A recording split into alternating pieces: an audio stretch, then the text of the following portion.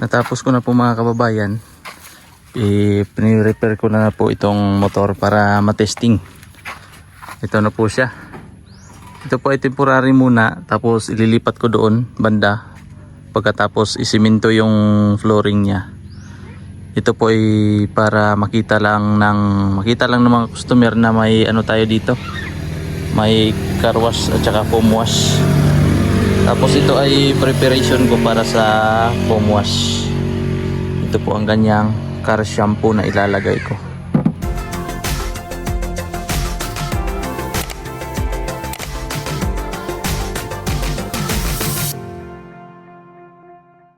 Magandang araw po sa inyo lahat mga kababayan. Ngayong araw po na ito ay may gagawin akong isang kahon para po sa aking maliit na business. Ito po ay ang car wash vendo at sponsored ito ni Rebecca mga kababayan. Thank you pala kay Brother Ralph sa kanyang binigay na puhunan para po sa negosyong ito.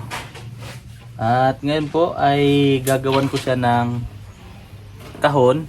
Ito po, wiwildingan ko po siya ng box niya para po hindi manakaw, kasi dati mga kababayan yung isang car wash ko dyan ay ninakaw yung laman ng mga bata, kinuha yung laman.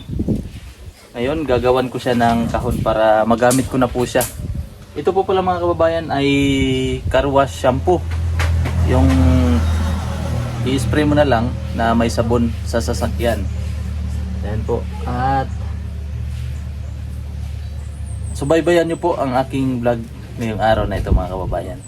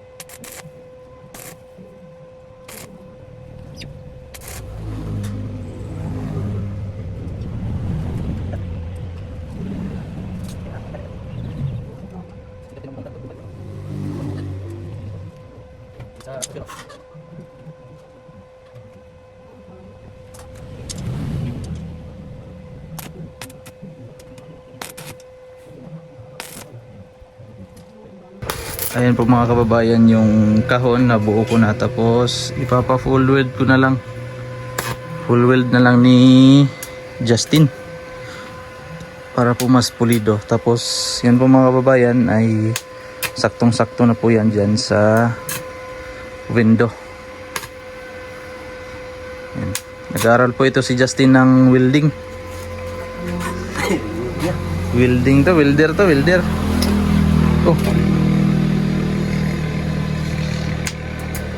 Oh, galing oh. Oh, napakagaling talaga ni Justin oh. Tapos si mama po dito mga kababayan ay gagawa siya ng puto. Puto na kamuting kahoy. Tapos wag po kayong mag-alala mga kababayan, kasi naghugas siya ng kamay nung nakaraang araw. Kaya okay lang po na ganyan. May nakita ako mang lagyan ng bukayo ba? Sarap. Marami akong asukar, marami akong Kuan ba? Bukayo na nyog.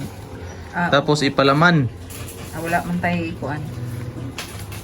Bata pa nga buko na kuha. Walang buko na kuan, yung hindi sakto sa gulang.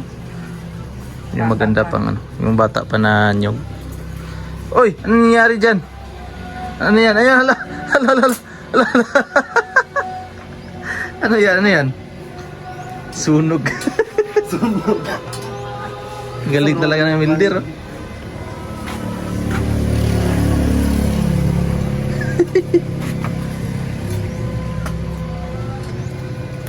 Martilyo. Nung una ko pong mag-welding mga kababayan, grabe yung mata ko. Parang may... Martilyo na yan. Wala. Parang may ano, may buhangin sa mata. Dati po na doon po ako sa barko mga kababayan. Nagpa-practice mag-welding. Grabe ka na.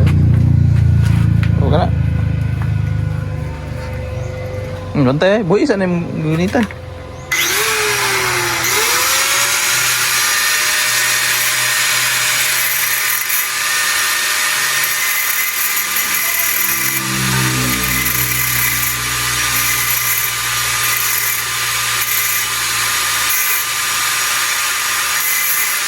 Yun, no? Magaling ah. Peter Paul, oh. Ah, hindi pala. Kala ko si Peter Paul yun. Sasakyan. Hindi pala. Ayan, nanonood pala sila mama ng vlog ni Kuya. Kuya Eli. Ang huli Ayan po, ng mga isda. kababayan. Ayan. Tapos, syempre, ang puto. Puto na kamuting kahoy mga kababayan. Ganito lang po pagluto. Oh. Try natin. Try.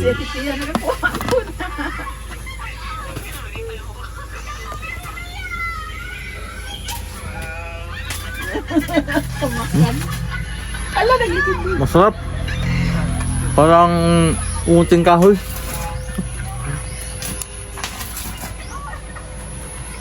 Maghugas po ako ng kamay kahapon. Kaya okay lang. Natapos ko na po mga kababayan. Pini-repair ko na po itong motor para matesting. Ito na po siya. Ito po ay temporary muna. Tapos ililipat ko doon banda. Pagkatapos isiminto yung flooring niya. Ito po ay para makita lang ng mga customer na may ano tayo dito. May car wash at saka foam wash. Tapos ito ay preparation ko para sa foam wash. Ito po ang ganyang car shampoo na ilalagay ko. Isang simpleng maliit na negosyo. Okay, okay na yan. Patayin natin. Tapos testing. Ito po mga kababayan, pwede po siya sa 5 piso na luma tsaka bago. Tapos 10 piso. Tingnan natin na 10 piso kung saan abot.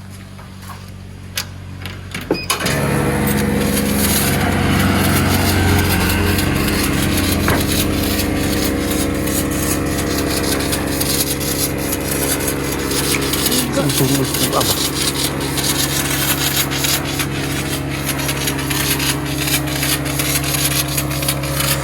Touch.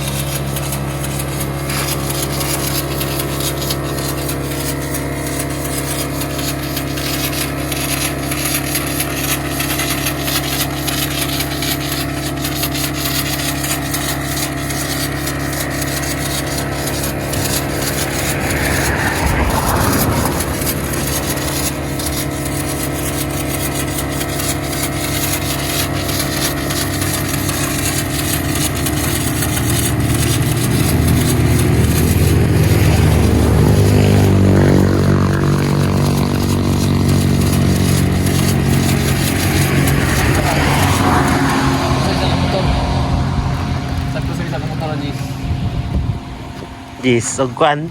20, ay, kotse. Nga 20 or kwan, 30. Yan daw.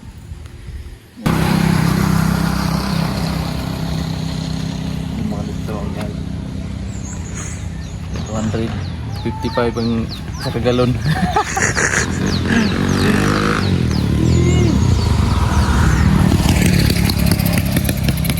Ayan po mga kababayan, at ito na po, na-install ko na ang ating car wash.